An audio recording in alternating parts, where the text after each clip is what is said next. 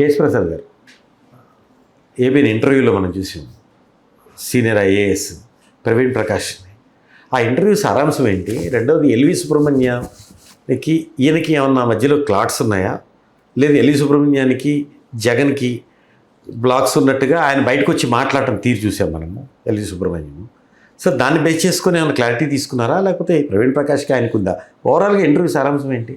కెరసన నమ్ముకున్నవాడికి journalism ఏది తెలియదు అన్న విషయం మాత్రం నేను ఖచ్చితంగా డంకాపాలసి చెప్పగలను. ఒక చీఫ్ సెక్రటరీ, ఒక ప్రిన్సిపల్ సెక్రటరీ అండ్ గౌరవ ముఖ్యమంత్రి.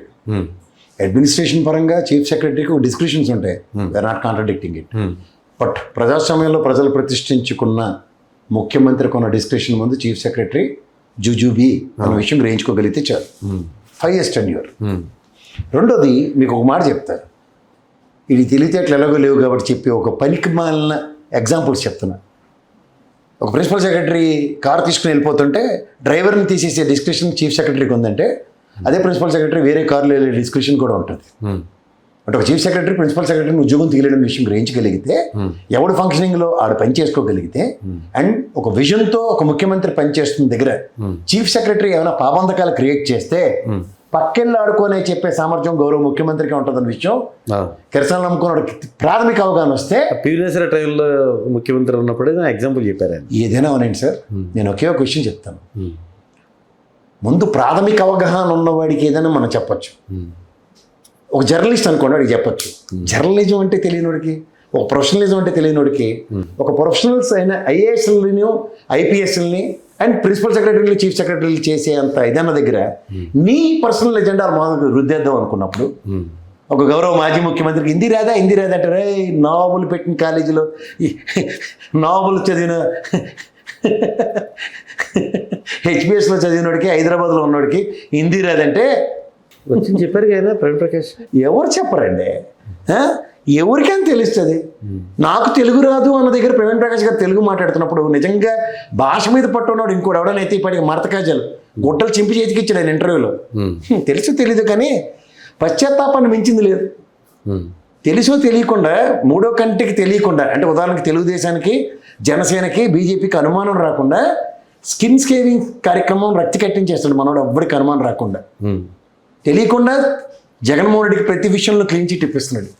మీరు ఒకటి ఆద్యంతం గమనించగలిగితే, ఎల్వి సుబ్రహ్మణ్యం గారి విషయంలో ఆయన తీసుకెళ్లి స్టేషనరీ డిపార్ట్మెంట్కి వేయడం అన్న దాంట్కన్నా, ఆయన ఎప్పుడైతే నాడు నేడు స్కూళ్ళు ప్రొయాక్టివ్గా టాప్ ప్రయారిటీగా పనిచేద్దాం అన్న దగ్గర, ఎప్పుడైతే మురళీ గారి విషయంలో తాత్సారం ఇలాంటివి స్పేర్ చేయని ముఖ్యమంత్రికి చీఫ్ సెక్రటరీ అయిన ఒకటే, ఆఫీస్ బాయ్ అయిన ఒకటే అన్న కోణాన్ని ఎస్టాబ్లిష్ చేయగలిగాడు. That is the description of functioning authority. Description ఉన్న చీఫ్ మినిస్టర్ ఏం పని చేస్తాడు అన్న దానికి నిలువెత్తు నిదర్శనం, క్లీన్ చిట్ ఎవరికి ఇచ్చినట్టు. ప్రవీణ్ ప్రకాష్ గారు చంద్రబాబు మనిషా అని పోర్ట్రేషన్ ఉన్న దగ్గర కూడా, నువ్వు చంద్రబాబు మనిషి అయినా నాకు ఏదైనా మీలా జిఐడీలకి డీజీపీ ఆఫీసులకి అటాచ్ చేయడం కాదు, నాకు పని కావాలని చెప్పి పని విషయంలో ఎగ్జిక్యూట్ చేసుకోవడం విషయంలో రాజశేఖర్ గారును మురళీ గారి సమన్వయంతో వీళ్ళు చేసిన వండర్ నాడు నేడు స్కూల్ పరివర్తన. దగ్గర 10,000 పైచిలకు స్కూళ్ళు పరివర్తన చెందిన విధానంలో credit goes to these 3 one of the retired bureaucrats including chief minister. Role లేని ఎవరు? ఎల్వి సుబ్రహ్మణ్యం గారు. రోల్ ఇచ్చిన తర్వాత కూడా రోల్ ప్లే చేయకపోతే ముఖ్యమంత్రి డిస్కషన్ ఎలా ఉంటుందని చెప్పగలిగాడు. దీనికి డ్రైవర్లు ఇలాంటి పనికిమాలను ఉపమానాలు చెప్పుకొని కాలక్షేపం చేస్తే, be a professional. Quite unfortunately, you are not a professional. Not only you, your entire set of Tapela batch is not at all professionals. అంచేత ప్రొఫెషనలిజాన్ని కనిపరిచే ఒక ధీరుడు వీరుడైన ముఖ్యమంత్రి, అది చంద్రబాబు గారు అవ్వచ్చు, లేదా జగన్మోహన్ రెడ్డి అవ్వచ్చు, మీరు స్థాయికి వాళ్ళు టిప్పులు ఇచ్చి ఆరోగ్యశ్రీ తీసేసి రామారావు గారు బొమ్మ తీసేయని నీ కోర్టు ఆపరేషన్ భరించేంత బుర్ర తక్కువ బ్యాచ్ ఉన్నారనుకుంటే ఎవ్వరూ స్పేర్ చేయరు. తీసిన దాని పర్యవసానంలో వాళ్ళు చూసావు పిహెచ్డి డాక్టర్లు ఎలా ఉద్యమం చేస్తున్నారు. 11 రోజు ఇవాళ ఆరోగ్యశ్రీ బిల్లు ఎగ్గొడితే వెసెస్ ఆరోగ్యశ్రీ బిల్లు బాలకృష్ణకి ఇచ్చిన ఆ ప్రభుత్వం చేతనైతే కంపేర్ చేయి. అది ప్రొఫెషనలిజం కావాలి, నీ వల్ల కాదులే. ఆ ప్రొఫెషనల్స్ వేరేగా ఉంటారు. ఆ జర్నలిజం విలువలు విశ్వసనీయత వేరు. అవి మీకున్నాయని భ్రమల్లో మీ వాళ్ళని నమ్మించుకోండి, ప్రజలైతే నంబర్లు.